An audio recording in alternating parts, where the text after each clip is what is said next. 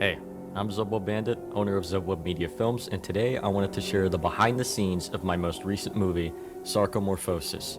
Sárkamorphosis is a feature-length horror film centered around a group of college friends supporting their dear friend Bryan during a heavy depressive episode involving the traumatic death of his grandparents. After their death, Bryan lives up to the promise he made to his grandfather, saying that after they pass, he'll move into their cabin and carry on their legacy. With the help of his friends, they move into the cabin and uncover the true mystery that lurks behind the death of his family.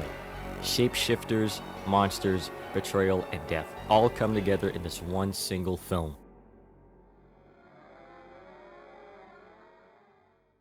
During Sárka's first developmental phase, it was originally planned to be a top-down horror game titled The Auk, inspired off of Al-Oni and based off of Egyptian mythology. The idea was brainstormed by me and my girlfriend Paramistis. The concept itself was similar, except instead of taking place in a cabin in the woods, it took place at a farmhouse in the middle of a cornfield. The only characters planned at the time were Bryan and Carrie. Bryan was written and designed by me, while Carrie was entirely designed by Paramistis.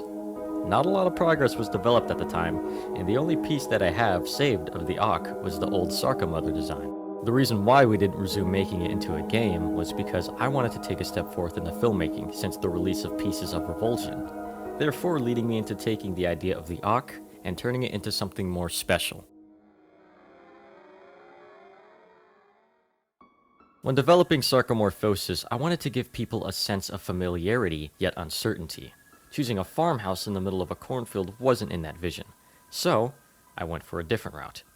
I decided to set the major conflict around a cabin in the woods inspired off of Evil Dead. Since this cabin was built and handcrafted by Bryan's grandfather, I wanted to give the building a homey atmosphere.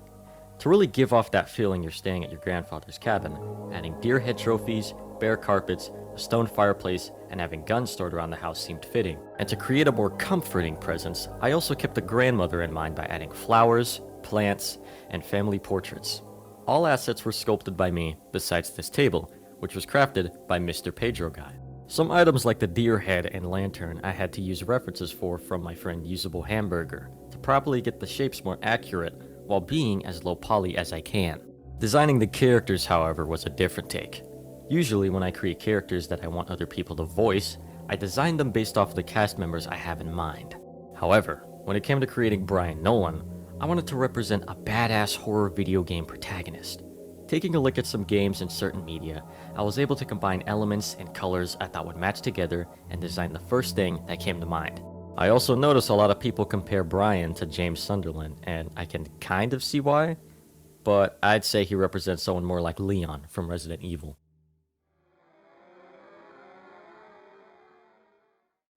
After my first film, I wanted to find ways to make the animating process a little easier and try to work a bit smarter.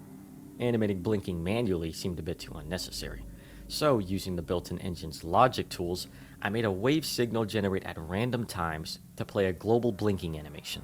I also managed to create a system that generates multiple facial animations at varying different speeds. For facial expressions, I have a bunch of preset emotions that swap between each other. In the animation, I power on these nodes at certain time frames to give the characters the expressions needed to fit the atmosphere. Like a character's eye dropping down when confessing something, someone being scared at seeing a dead body, or feeling determined to stop the oncoming danger. The mouth animation was done in live time using triggers on my controller. For the film, there are only 3 mouths for each expression: happy, neutral, and frowning. R1 plugs into an open mouth, L1 plugs into clenched teeth, and triangle changes the mouth to an O shape. I slow down the timeline to 50% to record the mouth animation with inputs. After I finish, I speed up the keyframes by 50% to match the original speed of the film. The eyes are animated by using 4 split signals. The wiper tool comes with a square you can move around with the inputs that detect movements for left, right, up, and down. So, I split these signals into 4 different keyframes. That way when I move the square, the eyes follow through. They're animated completely in stop motion and behave flawlessly.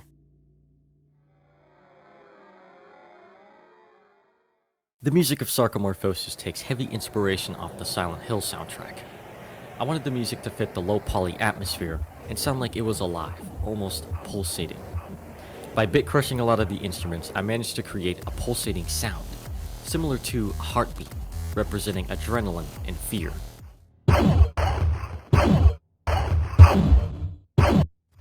The theme of Sárkamorphosis was meant to provoke the feeling of mystery, intensity, and lack of trust. The theme starts off mysterious, only relaying the sound of something familiar, like a piano, only to then throw off your expectations and trust with a heavy drop, leading to some intensity.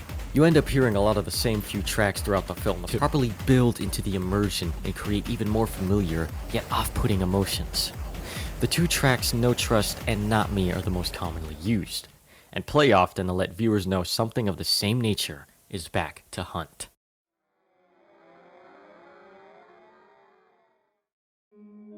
Hello, this is Ian Duncan, known online mostly as Lobsterbike, and in this film I played two different characters. I voiced the main character, Bryan Nolan. As well as Tomás Garcia, bro. You may recognize me, either by voice or name, from another one of Zub's projects, that being Five Nights at Freddy's Pieces of Revulsion, where I played the security guard, Mike Schmidt.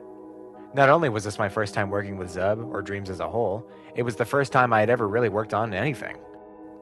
It's a pretty big goal of mine to be a professional voice actor, and getting to start on something that was as well received as Pieces was a huge honor.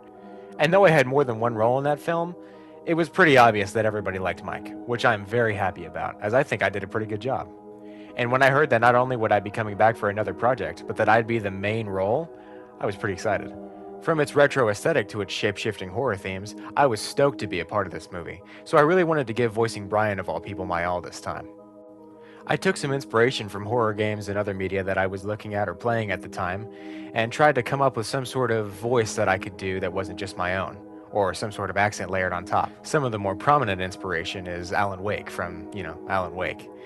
A guy thrust into a difficult and harrowing situation, trying to keep his cool, but, he doesn't do it very well.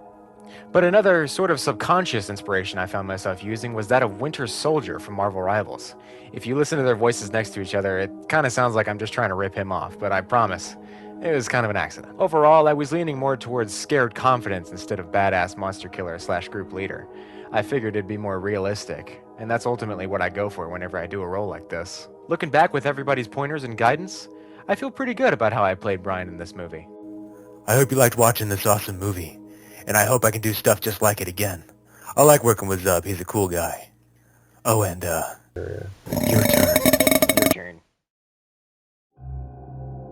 Yo, I'm Papa Swag. I work on multiple projects with Zub, and I also make stuff on the same platform as him. I voice Cole in Sarka. He's one of Bryan's best friends. I've been voice acting for a little while now, but I've never done anything to this serious of an extent, you feel me? And that kind of means some of my lines come out a little iffy, but I hope that doesn't distract from the movie too much. I've been friends with Zub for years now, and we've just made fun little tiny games and films and such, but one day, he messaged me, and he asked me if I wanted to voice a character for his film Pieces of Revulsion. And I was so hyped, bro. Pieces of Revulsion 1 was one of the first ever serious projects I've done with Zub because I prefer to do more funny, dumb stuff. It was super fun voicing Jeremy in Pieces of Revulsion, and I was so excited to hear that I was going to be voicing for him again in Sarka. I'm not sure what led Zub to pick me for these roles. It was probably me screaming at the top of my lungs in the parties playing horror games. I'm not screaming! But it is an honor to work on these projects, and I seriously love doing it. That's kind of all I got to say. I hope you enjoyed Sarka as much as I did, and please like, subscribe, comment, and follow, and get Zub out of the trenches. Get that man some money! Money! Money! My name is Lindsay Campero, formerly known as Infernal Magnus 99 in this particular film, and I voiced Nick from Sárkamorphosis. In order to get into the character of Nick, first off what I would do is I would use this really crappy mic, which I'm actually using right now because I figured I'd use it one more time for this interview. And secondly, I would I would sit up straight the whole time, no matter what, because I always figured that Nick was kind of more of a, straight-backed kind of person, got a spine and all that. And yeah, spine. And I also always just asked myself, this character's not too far from myself in certain regards. He's always been more of a on the intelligent side of characters, and I always just ask myself, what would I do in this situation? how would I want to convey my feelings in this scene? And that's pretty much just how I voiced Nick the whole time, was just me. Honestly, working on this film has just been a joy for me. And Boog, if you're hearing this, I love what you do, and I would be honored to just be in more stuff like this. I hope someday it gets the recognition it truly deserves. And I gotta say, I had a lot of fun with this film. I seriously enjoyed the character dynamics between all the characters, and to some extent, I kind of wish it was built upon a little bit more, you know, seeing how how they were all so closely knit together and all. And, you know, I like I said earlier, I just had a lot of fun with this, and I can't wait to do some more. Hopefully I get to make some music for the next one too. That'd be real fun. When I was first contacted by ZubWubBandit for like a voice role he was gonna cast me for, he said that I was gonna play like a main character in Sarka. He said that, oh, you're voicing the main character's sister who's a little shy and paranoid. Is like, I could do that. I could do that just fine. Then I realized, oh, this is a horror movie, so this would be my first serious role. Because all of my other roles are like completely like unserious ones, like cartoons and all of that. If you already know me, I make my own cartoons with my own original characters, and I just love like doing goofy voices for my main character. But for this one, I was told by Zub that I needed to sound more timid and scared, especially given the scenarios in this film. It's very intense, and I saw one of like the work in progresses for when like Bryan snaps at Carrie, and that genuinely sent chills down my spine. Like, oh my god, this is really scary. This may just be me that like I get scared whenever people like raise their voice at me, but oh my god, that actually did fucking scare me. It was interesting to immerse myself into the role of Carrie, like, trying to like get into that scenario of, oh my god, this abomination has been in our grandparents' cabin. Like, oh my god, what are we gonna do? It's hopeless, it's bleak, like... But overall, I enjoyed being involved in this film, like, especially as one of its main characters. It's like, it was really fun to work on. And I do hope to be involved within, like, ZubWubMedia films, like, again, within another production. It truly has been an honor to be a part of something as big as this. So yeah, yay! Evening. Name's Sid. I'm an amateur voice actor. I was part of one short film, and then this film. I did the voice acting for Brandon. A much smaller role in this film, but nonetheless, I tried. How I got on a character? Well, kinda just ran it as myself. I mean, the only other one I did was Superpower Interview, but even then that was myself in there, so that was the only reference I got. I'm gonna be honest, I was not there for the whole majority of it. The only time I actually was there was for voice acting. That was it. That was not shown like any other behind the scenes other than like the actual finished product of a chapter. But that was it. Hi, I'm inejyl. I play as Violet, and this is the third time I get to be playing as a red-haired character. I see Violet as a bit of a shy and that type of quiet person, just nervous, just being here like, oh, I don't know these people that well. I think it's quite obvious, because yeah, I was also like that too back then, or unless if she does know these people. Might be socially awkward. The role seems easy for me to play as her. The only hard part for me is trying as much as I can to act like I'm scared and do a fear tone. I want it to sound like realistic in a way how I interact with these type of people. I see this as an opportunity to like do like those emotions, because doing those is like really like challenging, and I wanted to take it. I really enjoyed being part of the film and like work on it. I've always wanted to be on the horror film for like quite a while now, and that's like my best that's like the best thing that I've ever like get to work on, and I really enjoyed it a lot. The music, the vibe, the environment, the design, beautiful. Proud of these guys. Because as an artist, it's given me inspiration, and I want to try to create something like that too on my own time someday. Dude, I like how after a short argument with Carrie, I just straight up just died. Like, the last day before a disaster. El Tigris Anonymous.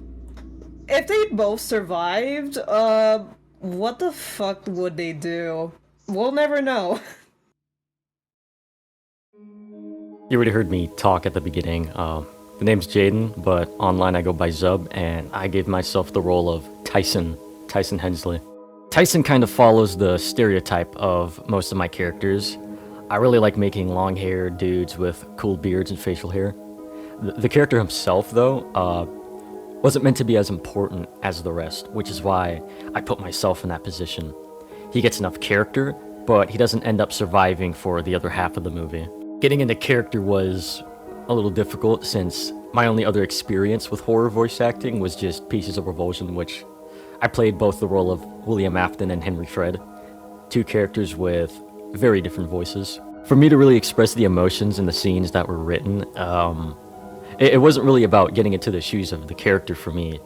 What I did was I thought about a lot of similar events that have happened in my life to kind of relate to the scenario to fit the scene. It's gonna sound a little messed up, but it's not, for me at least. I do a lot of method acting when it comes to trying to portray that serious emotion.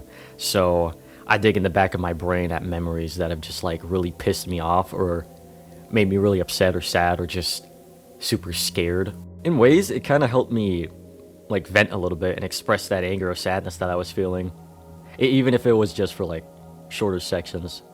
And I'm not just talking about Tyson. Playing the role of William Afton helped me get a lot of my anger out too. I'd say I'm a fairly decent voice actor. I don't know. Sometimes I'm a little self-conscious about how I sound in acting, but for the most part, it seems people thought I did good enough, so you know I can get by it. Working on this project though has been an absolute blast.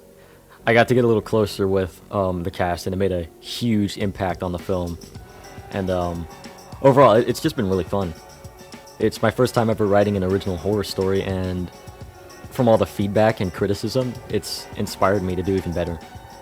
It was a lot of fun coming up with some of the concepts and design for not just the characters, but the overall art direction. I love low poly art, and maybe someday I'll do another film with the a similar art style, but yeah, that pretty much wraps up about everything about Sárkamorphosis. Thank you guys for all your support, and I want to thank all the cast members for just being a part of this amazing experience, and it's been amazing. Just thank everyone, and yeah, bye y'all.